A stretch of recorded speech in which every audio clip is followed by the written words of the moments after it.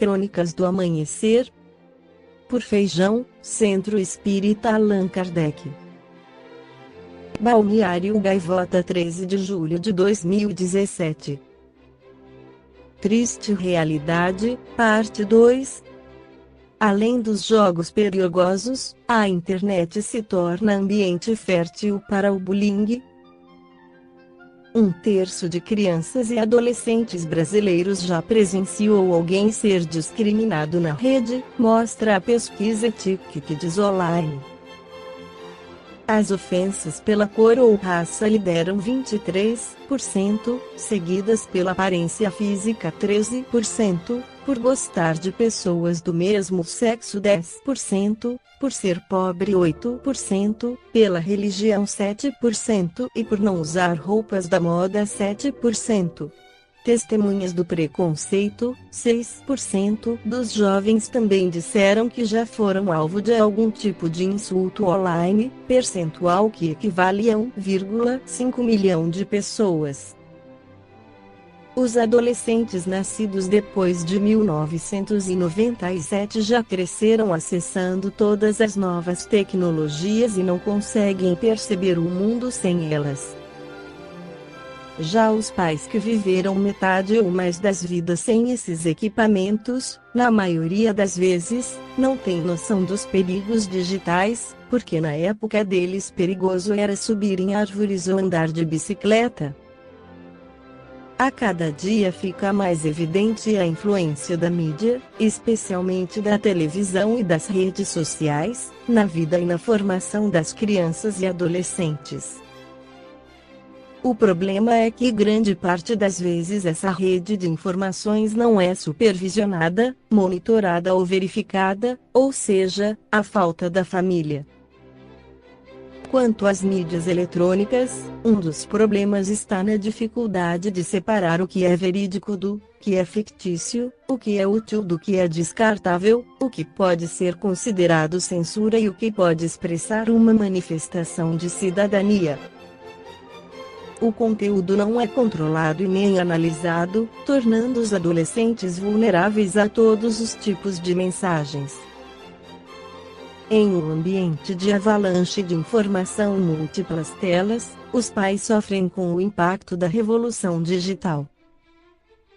Passam o dia no trabalho e chegam à noite com a sensação de que não conseguiram terminar as tarefas. Assim, vão para casa e continuam conectados em gadgets. Como as crianças e adolescentes aprendem pelos exemplos, então ao chegar em casa e ficar olhando o e-mail ou o WhatsApp, os pais estão ensinando os filhos a passar mais tempo usando essas tecnologias também. Sem conexão real, é difícil conquistar confiança. Um conselho: o mesmo de sempre, os pais deveriam passar mais tempo com os filhos fazendo atividades ao ar livre, brincando e jogando mesmo no computador. Em resumo, estar de verdade com eles nos momentos em que for possível. Limitar o uso das tecnologias, acompanhar em quais as mídias sociais seus filhos possuem perfis, ler os regulamentos destas mesmas mídias e acompanhar os filhos na escola também são cuidados necessários. Allan Kardec, com todo o seu cabedal de conhecimentos e, especialmente, pelo fato de ter sido um adepto dos métodos de educação de Pestalozzi, nos deu orientações importantíssimas quanto ao tratamento que devemos dar a elas.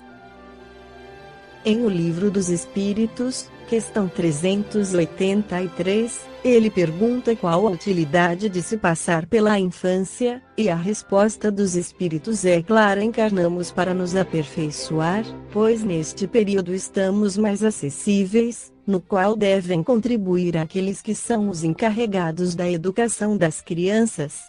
A importância da educação aplicada de forma mais ampla visa não somente esta vida, mas a evolução espiritual dos seres.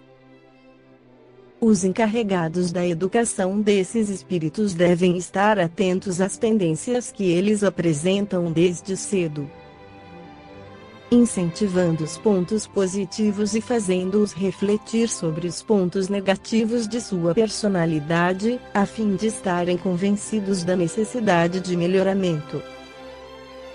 E o momento adequado para essa reflexão é o Evangelho no Lar, em que a família se reúne para estudar as palavras do Cristo, que é o médico das almas. A criança precisa participar do Evangelho e habituar-se à evangelização na casa espírita, pois assim terá acesso a valores morais e espirituais que serão semeados em seus corações para sempre. Esta é uma visão que leva a criança a conhecer e exercitar os pontos positivos de sua personalidade, e, da mesma forma, joga luz sobre as suas más tendências, não as sufocando simplesmente, porém, trabalhando-as na chamada reforma íntima, que quanto antes iniciar será melhor para o espírito e para todos que convivem com ele. Se ficarmos protelando e não tratarmos essas más tendências, na adolescência, que é uma fase de eclosão dos sentidos, nossas crianças serão como carros desgovernados em plena ladeira. Espíritos que se encontram na fase da infância estão totalmente receptivos, abertos ao aprendizado, e é nesse período que o Evangelho deve ser apresentado de forma lúdica, por meio de brincadeiras e exemplos do dia a dia. As crianças precisam ser estimuladas a sentir empatia, ou seja, a saírem do seu mundo particular e vislumbrarem as experiências das outras pessoas, porque, quando se identificarem com os seus semelhantes, aprenderão mais facilmente lições de respeito, fraternidade e amor. Dora Encontri, pedagoga espírita, esclarece o que podemos fazer concretamente para evitar o bullying à nossa volta. Não poderia deixar de mencionar a educação, como a mais eficaz prevenção em relação ao bullying. Mas que educação? Não é certamente essa que é dada nas escolas, que nem a função de instruir faz bem feita. Mas sim uma educação que procure cercar o indivíduo de fortes e sólidos afetos, de modo que ele nunca se sinta sozinho. Uma educação que trabalhe o sentido existencial, resiliência diante da dor, projeto de vida e, sobretudo, uma educação que cuide desde cedo da espiritualidade e que abra uma perspectiva de eternidade e transcendência. Esta foi a crônica do amanhecer de 13 de julho, por Feijão.